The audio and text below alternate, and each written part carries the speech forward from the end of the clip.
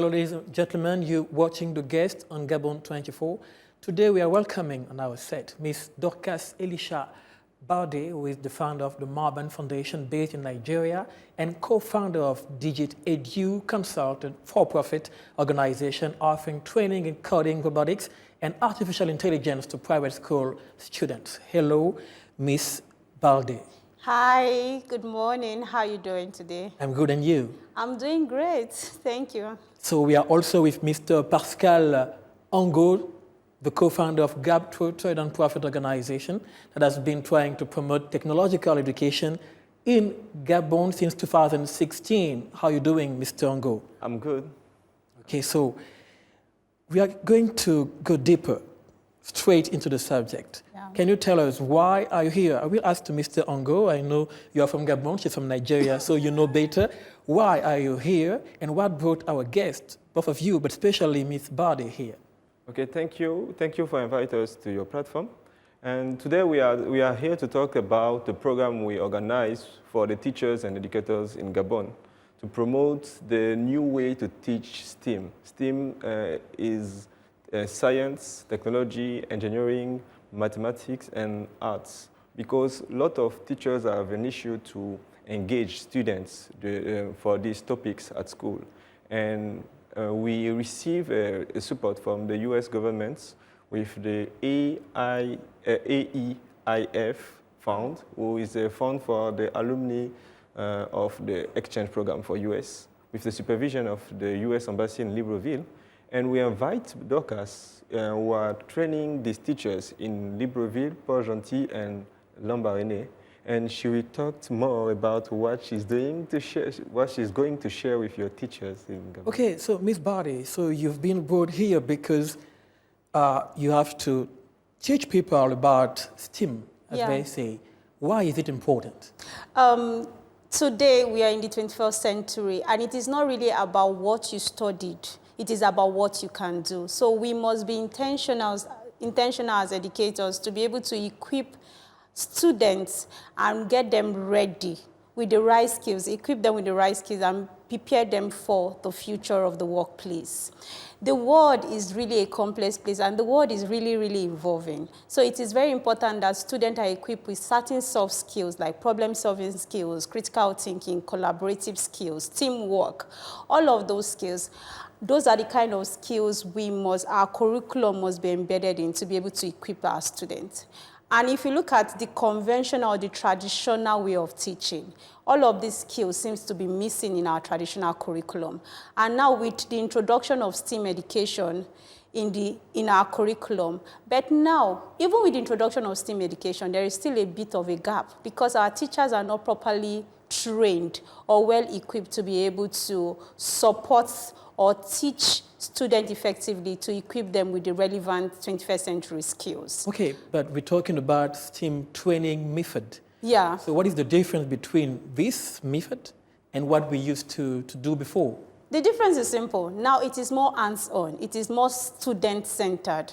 Now let me give you a very good example. Most time when we talk about STEAM education, the first thing that comes to mind is robotics, coding, artificial intelligence. But all of this kind of training are a bit expensive for an average school to actually execute. But what we are trying to promote is low-tech or non-tech activities. There are certain activities within our environment that we could actually use to teach STEAM education in our classroom that is more hands-on. It promotes experiential knowledge because the student is actually at the very center of their learning. And one way to do that is when you engage students in solving real-life challenges.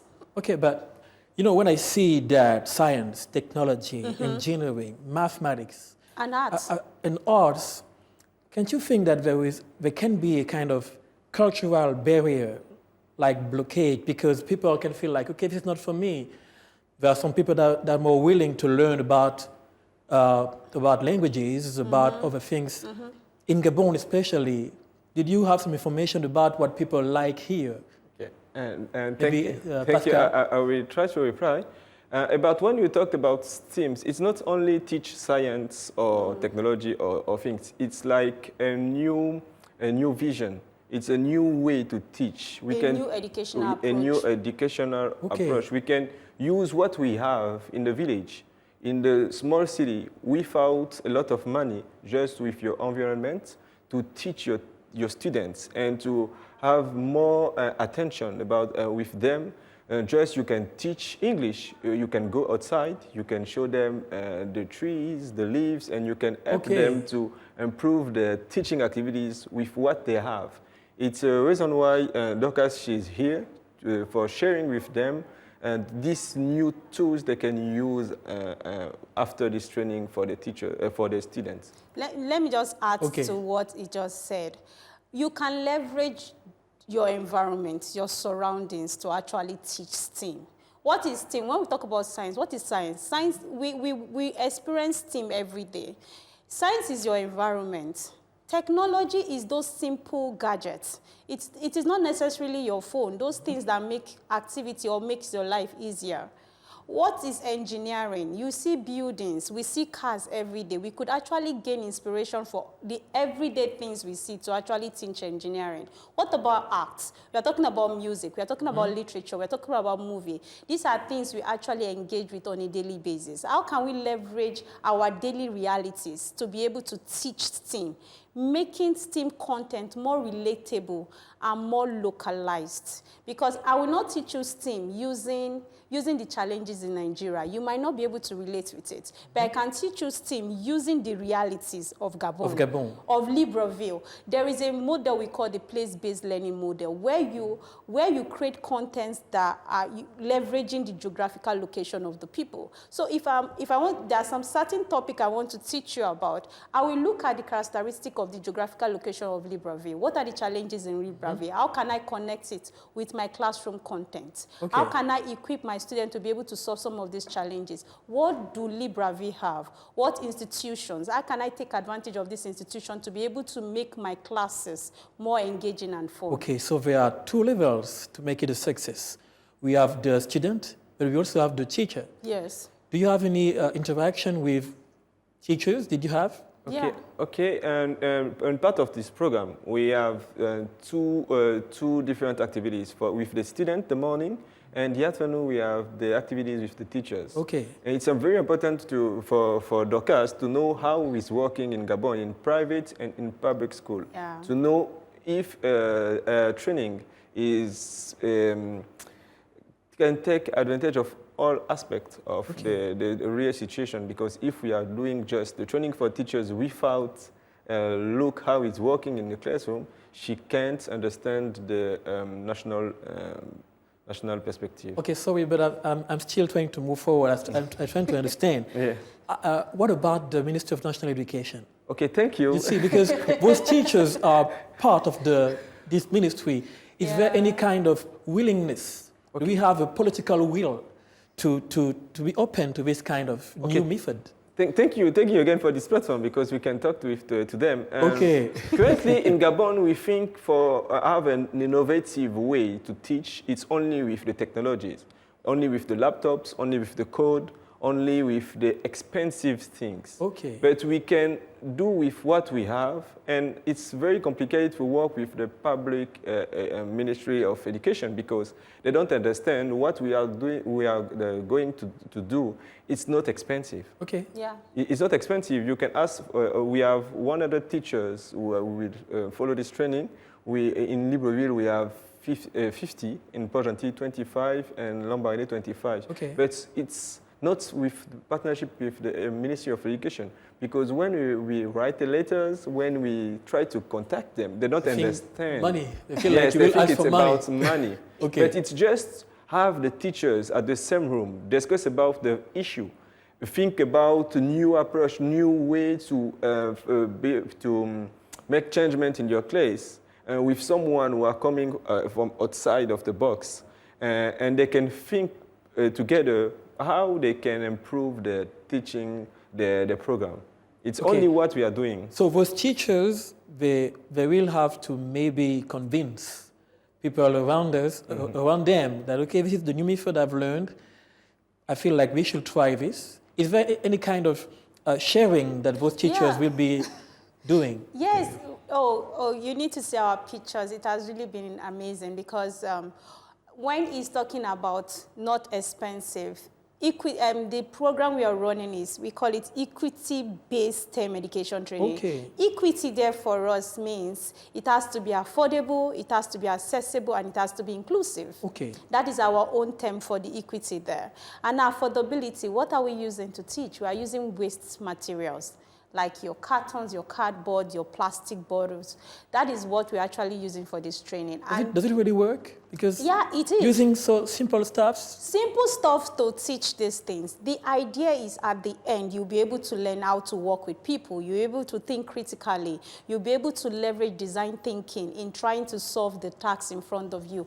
And when you ask the question, what is the collaboration among teachers?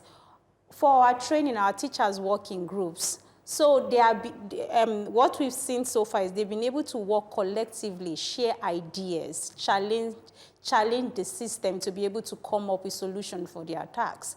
And I remember the first day we had a certain number. Then the next day, that is day 2 of the training, there was an increase in number because these teachers go out after the training, they share, oh, this is the new thing I'm learning, there is a free training going on, maybe you should come. And we've seen a consistent increase. Yes.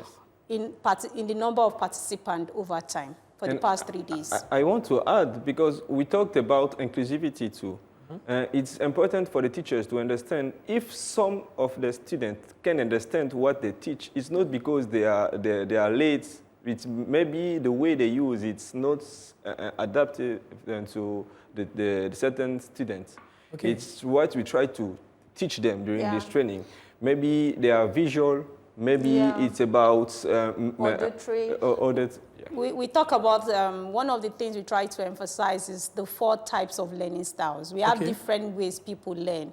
And one of the things we try to do during this training is help teachers understand that in your classroom, you have 4 groups of learners.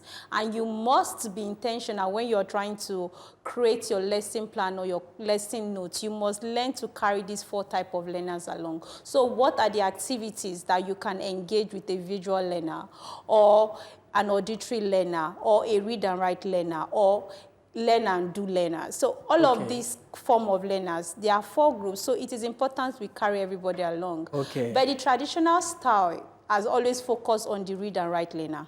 Okay, so, we should be speaking about it more lengthy, but we have come to the end. Okay, so thank you. I remind that you are Miss Dorcas Elisha Barde, founder of Digitech Edu. You're there as a guest for this training that is organized here with Mr. Ango, Pascal, Darryl, co-founder of Gab Twitter. I hope to have you again on this set. We are still open to receive you. Thank you again. Thank you very much for having us. Okay, so we have come to the end of today's program. Dear viewers, you have been watching the guest on Gabon 24. Goodbye and see you next time.